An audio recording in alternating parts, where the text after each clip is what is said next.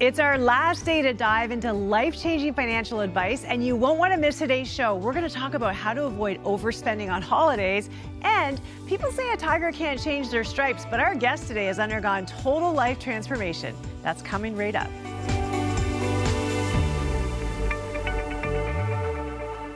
Welcome. Well, we are finishing our week on finances with my co-host, Will McLaughlin from Christians Against Poverty. It's been so great to have you here. Oh, thank you for having us. It's been a real delight to spend this time with you. It really has been such a privilege. And hopefully we've been able to shine some light and hope into a really difficult topic for everybody. Oh, I think so. But you can hit us up on socials and let us know what you think.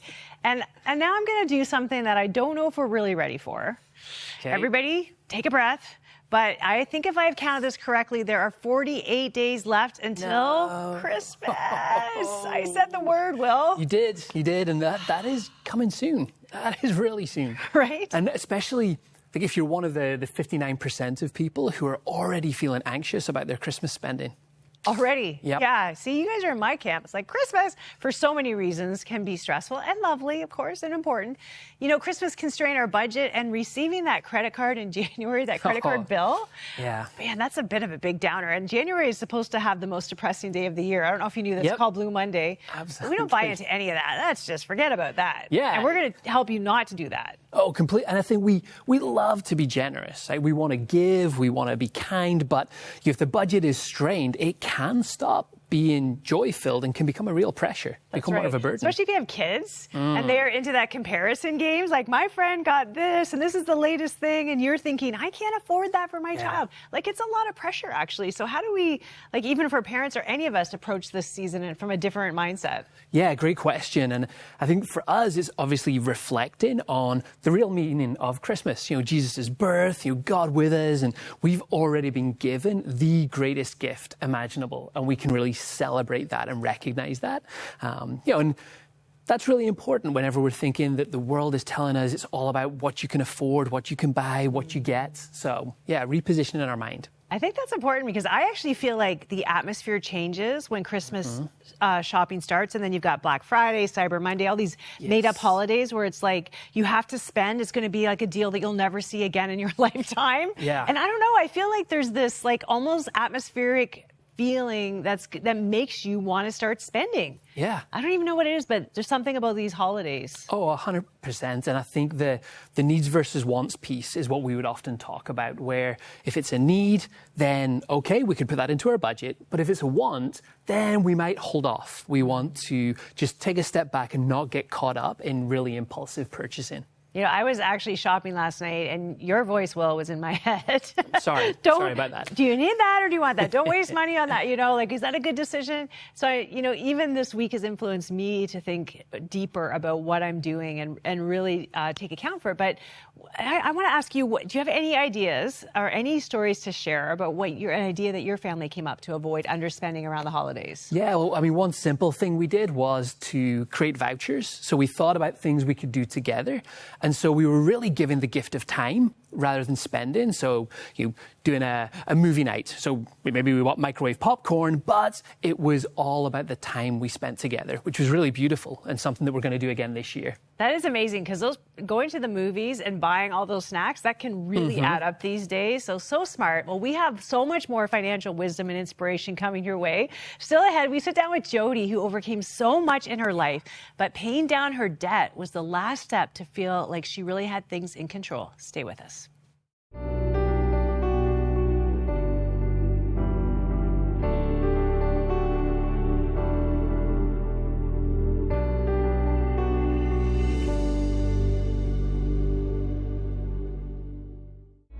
Feeling overwhelmed by money stress and shame? You're not alone. Too many of us carry the quiet burden of debt, anxiety, and fear around finances. But there's hope, and you don't have to walk this road alone. Join us Saturday, November 22nd for Moving Forward in Faith and Finances, presented by Crossroads and Christians Against Poverty. A free event with encouragement, practical tools, and spiritual support. Go to crossroads.ca/faith and finances. Your journey forward begins here. Coming up on 100 Huntley Street, destitute, abandoned, assaulted.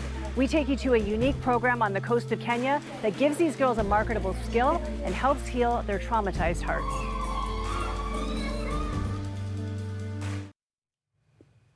My next guest had some big challenges and barriers in her life, but that didn't stop her from making dramatic changes. Please welcome Jody Boutour. Hi, Cheryl. Thanks for having me. Hey, handshake. So nice to see you. Great to see you. Thanks for coming on. And, you know, every time someone comes on this show to share their personal story, I so appreciate it because it's not always easy to open ourselves up. But you had some real challenges in your life. What was your life like before you reached out to Christians Against Poverty?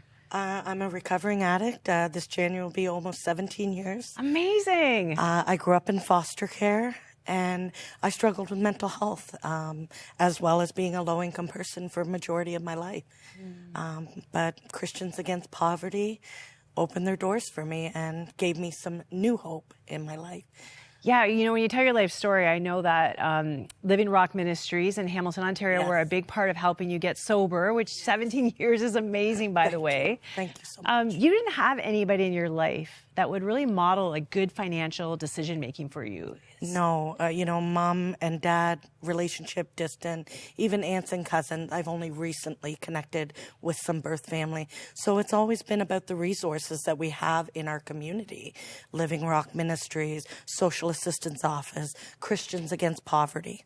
And they have been my guiding light, my wisdom, my helpers to get me to accomplish the goals that I really want to accomplish. You know, you really inspire me. I think about just how hard it is to overcome addiction as the first thing, right? And you've walked that road for 17 years. But then you had this other piece, which was your finances, and you didn't really want to talk to anybody about that. So how did you get the courage? I mean, you've done so much. How did you get the courage to do this next thing and make that phone call? Money over drugs, that's nothing. It was the housing crisis that really inspired me to pick up that phone because I was trying so hard to get out of an illegal rental basement apartment. And my credit score kept coming back in my face for denials for apartment. 17 years of sobriety, always paid my rent on time. That doesn't matter in this housing crisis. For some reason, that credit score number is a big factor in housing in general. And that's what inspired me to pick up the phone and call Christians Against Poverty. So that's your big barrier right there is, you know, no matter what you were doing and how you were changing your life, this credit score was following you around and slowing you down. And so what was that first phone call like with them? You know, I can't imagine how scary that would be. It was scary, you know, when you're dialing the number. But as soon as they picked up on the other line, I wish I remembered her name. Just sounded like a sweeter, older lady, super kind. Well, first off, I want to thank you for being so brave and taking this first step. Just automatically encouraging. And, you know, that opens up the doors for people to just want to come barreling through.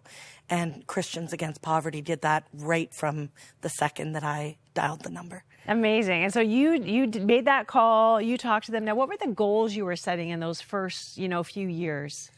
I just wanted to find a manageable number that I could, you know, even though I'm lower income, that I could keep the creditors off my back and do the responsible thing. And so with Christians Against Poverty, everybody's plan is so unique. Mine would be different than yours. And they broke it down into manageable numbers and amounts a month, 16 months. And I believe I finished in about 13 or 14 months because I could just see the light at the end of the tunnel. And I wanted to accomplish another goal. Okay, so you set those goals. What were your biggest challenges in making that happen in that short amount of time? Well, the price of groceries, you know, is insane out there. So, you know, you really have to be choosy. And I would go to 8 different grocery stores in the month to make ends meet with the groceries so that I could do my monthly payments to CAP, which would be shot out to my creditors. That's amazing. And when those phone calls stopped, how did that feel? Amazing. I'm like, nobody wants to talk to me anymore. My phone never rang. Were you sad? What is that feeling of financial freedom like? There's a pride, you know, especially for anybody, but especially for me, coming from what I came from. You know, people would think, oh, that's impossible. That'll never happen. No, that's the mindset. It can happen. It will happen. And I'm proof that it does happen. You're such a wise woman. Now, if somebody's watching and they're like, I'm where you were, and I feel like I have this barrier or that barrier, or maybe, you know, their whole life they've struggled financially and it's now the barriers in their mind that anything could ever be different, what would you say to them? Change your mindset first and don't be afraid to reach out to community agencies, Christians Against Poverty especially. You need help. If you're in your mind and you think, oh, I can't do it, talk to somebody who believes in you, because then that helps you believe in yourself more. That's amazing. Now, Christians Against Poverty are obviously doing it because they are Christians. Like, it's part of their faith to reach out to people. What impact did that have, that they were motivated by the fact that God loves you, Jody? It reminds me that I am loved.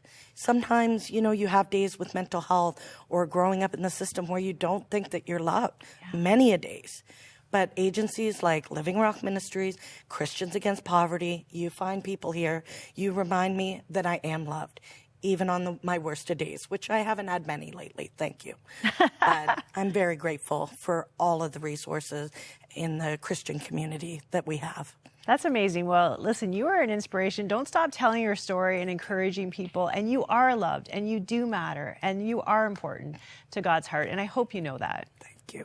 Thanks so much for joining us. Thank you, Cheryl. You're the best. Thank you. Well, one of the things I really appreciate about organizations, as Jody put so well about Christians Against Poverty, they have an open door to help anyone who needs it. So here's a little bit more on that from Debt Center Manager Rachel Cook.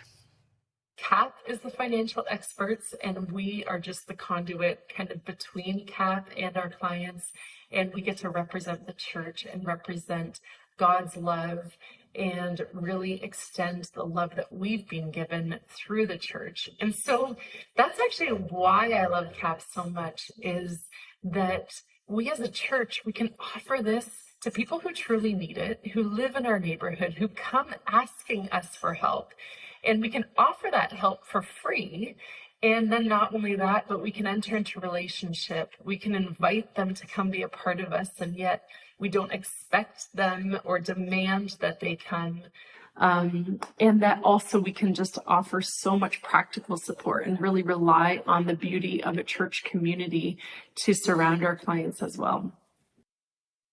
Oh, so good. I love how Rachel explains it, and it's so true. Christians Against Poverty is a tool the local church uses to help reach out to people in their community, but no strings attached. You don't have to start going to church. You don't have to pray a prayer or make a pledge to receive their help. It's freely given. And I honestly think this is where people of faith need to be operating, not putting limits on things, right? And I think honestly, I sound like I'm saying like against something, but this is what's normal. Like, Christians are everywhere. Yeah. Serving people. 100%. And I think seeing the church in action, stepping in and caring and saying, hey, we are here for you. We want to love you. We want to treat you as a neighbor.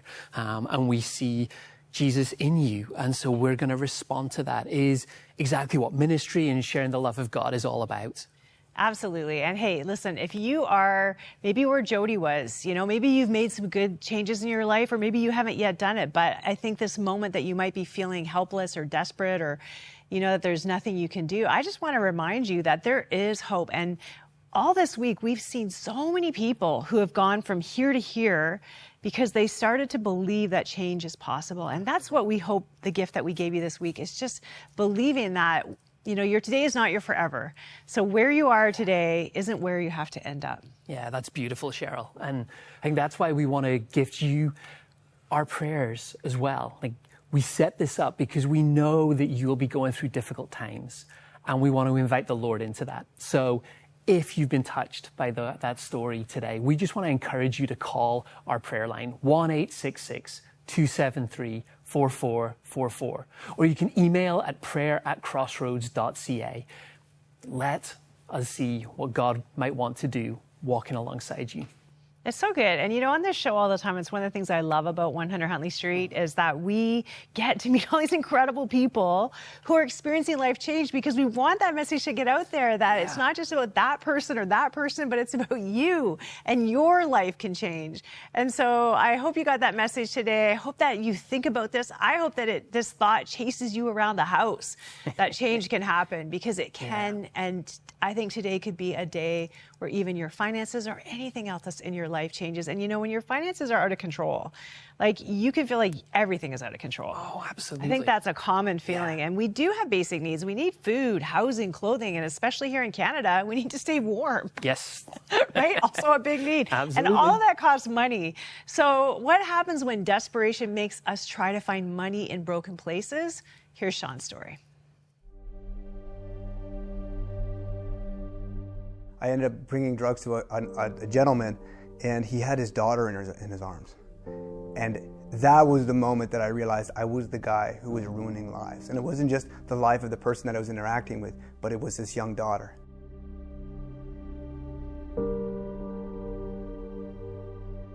I looked in the newspaper and there was this ad and it said $20 an hour. And at that time, that was a lot of money. And I was like, okay, let's do that. And it said no experience needed. And I was like, oh, okay.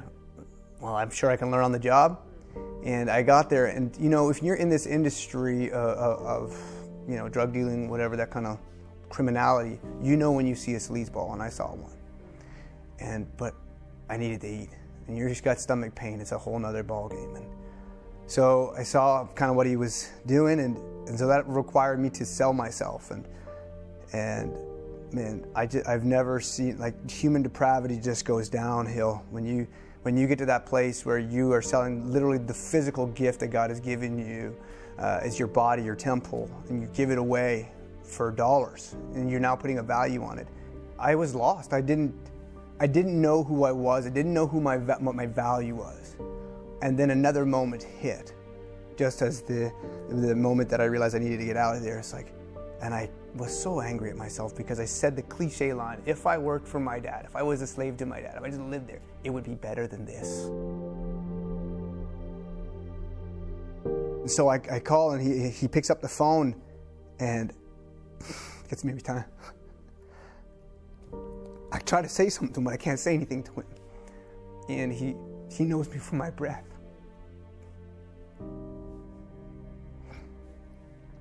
And he just says, I love you.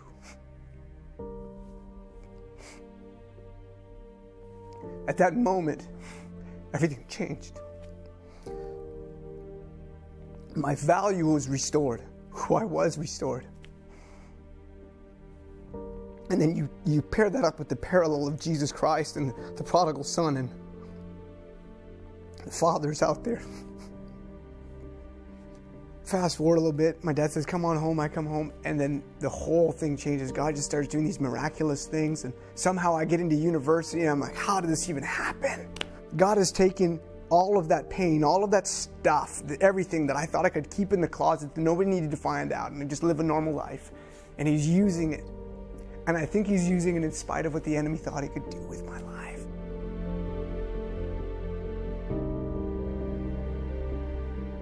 I said, Lord, you know what I need. You know the parameters that I need. You know the guidelines and the arena in which I need to thrive in. So provide it. And He did, in unbelievable fashion. I think we put God in a box and drop Him in this thing. This is how it's got to be. And He says, man, I'm such a big God, and I can do such incredible things with your life if you just give it to me. I love what I do. I get to talk to young people. I get to share and develop young people on how to share their story and lead people to Jesus.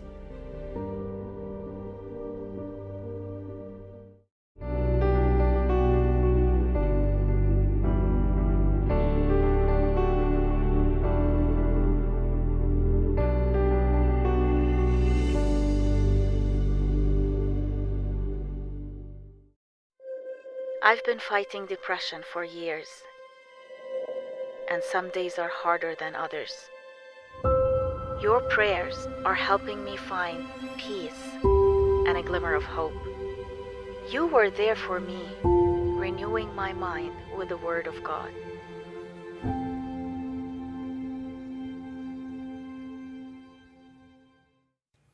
Many people actually wonder if our spiritual lives are connected to our money. Is there some kind of relationship there? And the answer is absolutely yes. In fact, God has a role to play in our finances, and we have a role to play in our finances. And it's really important to understand the distinction. So first of all, let's use the analogy of a farmer. A farmer has a special relationship with God. And there are certain things that God must do for the farmer to be able to be successful in what he or she is doing. On the flip side, there's certain things the farmer is expected to do, and God is not going to do those things. So our finances are very similar to that. There are certain things that we ought to be doing and certain things that God ought to be doing. Now, the important thing here is this, that God's role is actually bigger than our role. He's got three hats to wear. First of all, God is owner. Secondly, God is in control. And lastly, God is provider. Now, we read in Psalm 24:1, the earth is the Lord's and everything in it. It all belongs to him. If we think we own these things, we're taking a wrong perspective on the things we've been entrusted with. Now, we also have a role to play. What does that look like? Well, quite simply, we have to be one thing. We are called to be faithful stewards. If we read in 1 Corinthians 4:2, we read that, moreover, it is required of stewards that they be found faithful. Now, what does that mean? Well, we can unpack that. There's all kinds of things that we should be thinking about when we talk about being a faithful steward. Are we spending properly? Are we saving properly? Are we investing properly? Are we giving back? Are we being generous with the resources God has given to us? Those are really good questions, and that's what it means to be a good steward, to unpack those things. That's not really the purpose of this moment, but I just wanted to share with you that you have a role and we have a role. It's really important we understand the distinction, so there really is a connection between our spiritual lives and our money. Cheryl, I think that's such a good word for us to recognize that at the end of this week, the connection is there and ultimately God's in control, right? So whatever circumstances we're facing, we might be able to do things to change them. We might not be able to, but we can change some of our mindset, our thinking, recognize that God is there with us, even in the midst of real struggles. And I think that's been a theme throughout the week, that being able to point ourselves and position ourselves towards God just helps us no matter where we find ourselves. Yeah, I really liked the balance that we hit about, like exactly what Tim said. Like if a farmer doesn't plant the seeds, nothing's going to grow. But if God doesn't give sunlight or rain, it's also not going to grow. And so it's this partnership. And I think when I was younger, I thought that, of course I tried to do some right things, but I also just felt like it was more on God, like to be the provider. And it's like, why isn't it happening? And it's over the years I've realized more and more, like I have to make good decisions with my money. The God has put this in my hand.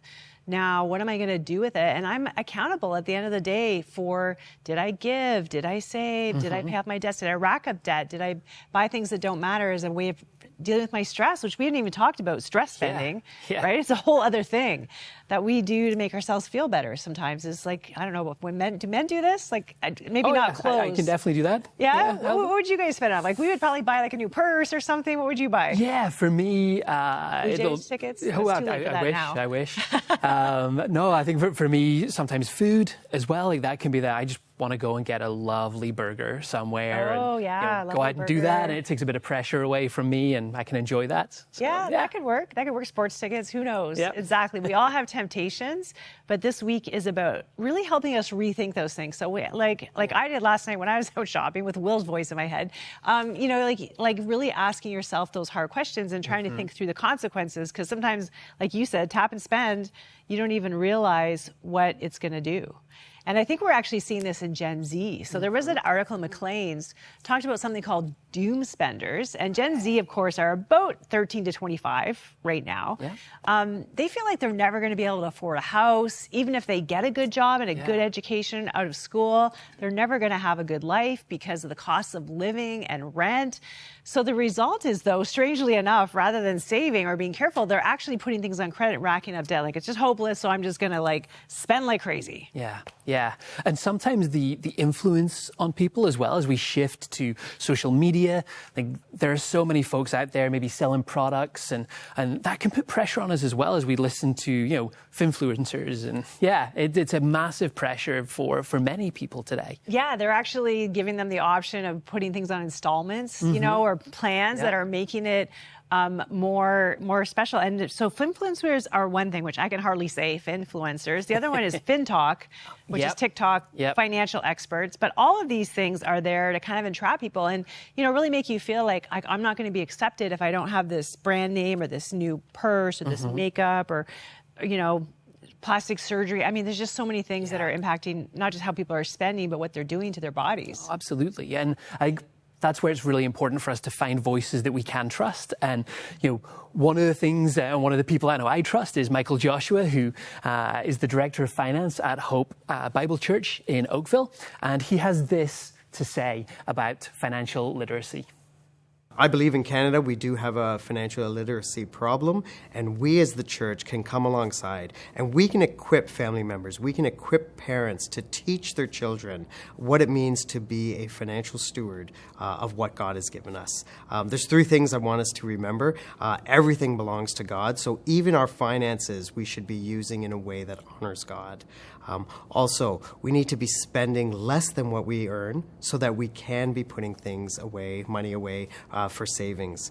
And lastly, if we do need to borrow, a principle that we want to teach is that we should borrow as little as possible and pay it off as quickly as possible. So those are 3 principles that we as a church desire to teach our church families so that they then can teach their children and we can become literate financially here in Canada. There you go. There's the hope. We can become literate. We can figure this out. Yeah. And, I think it takes humility to say, I need some help. Like, I may not know everything there is to know about finances. There might be some hacks or tips or ways of doing things that I don't even know about, like consolidating your credit for a lower interest rate or whatever it is. Like, that's why you guys are the experts. Yeah, and I mean, we'll always be learning as well. Like, we have a lot of good information and we're aware of what's going on, and this is kind of our niche that we step into, but it's always still learning, new things that happen, new stories, and it's just exciting to be able to see that constantly kind of moving and know that in all of it we can bring our best energy, trust the Lord for what happens as well. And we want to encourage you that, many local churches, CAP offers budgeting courses at local churches. So that you can find that if your church wants to get involved, you can go to capcanada.org/money course to sign up and start bringing that to your community. Talk to your pastor. If you're a pastor, sign up. And then, of course, there's the conference right here in the building. Yeah, really looking forward to that. It's going to be an exciting time. It's happening on Saturday, November the 22nd, from 9 a.m. to 12 p.m. at Crossroads Unity Commons, here at 1295 North Service Road, Burlington. It's free admission, so we don't want to charge for this. We want people to come in so they can get the advice and the help. And that's at crossroads.ca/events. What I really like about that is sometimes, you're trying to get financial help and maybe there's a finfluencer trying to learn how to say, or someone on FinTalk. Well done. Yes, I'm getting the new language. That's telling you, like, I can help you. I can show you how to become a millionaire. I can show you how to own a home. All the dreams that we have, maybe not a millionaire, but, whatever it is they're promising. Yeah. But then they're like, but you have to spend $150 for the course, or I'll do a free phone call. This is what they do with you to talk, strategy phone call, but they're not giving you anything on that phone call. All they're doing is selling, and then you're spending more money to find yourself in deeper debt and still not maybe, with the answers that are right for your life. Like, you guys write a plan that's personal. Absolutely, yeah. It's all tailored to the individual and being able to walk alongside them really well, no matter how long that takes. And we all have to deal with this issue in our lives. Like, there's nobody that's free of finances. I mean, even if you were born wealthy, you're not free of finances. Like, we all have to manage whatever God has put into our hand. And we have to manage it with integrity. We have to manage it well. And I think learning, I actually believe in being a lifelong learner, that we never arrive. That's great. There's never a moment that we say we've got God figured out, that we've got money figured out, that we've got relationships figured out. There's a wealth of information out there for free as well. And I think that's what we've seen all through the week, right? It's people saying, I don't have all of this figured. I do need to talk to somebody. I do need to find something out. And seeing the local church step into that in so many ways, God is doing something special in Canada. He really is. Yeah, kudos to everybody who is running this program. Kudos to you, Will. Thank you for coming here from Ireland. I don't know if you noticed his accent, to launch this in Canada. And the impact that you're having in so many individual people's lives, as you've seen, is making a difference. Look what happens when we step out and follow the leading of God to change lives. Hope you do something like that in your own life. Thanks so much for joining us. Bye. Thank you for your ongoing support of Crossroads, a supporter-funded nonprofit organization and member of the Canadian Centre for Christian Charities. Thanks to faithful people like you, we are able to continue producing 100 Huntley Street. You can write to Crossroads, P.O. Box 5100, Burlington, Ontario, L7R4M2, or visit crossroads.ca to learn more about our programs.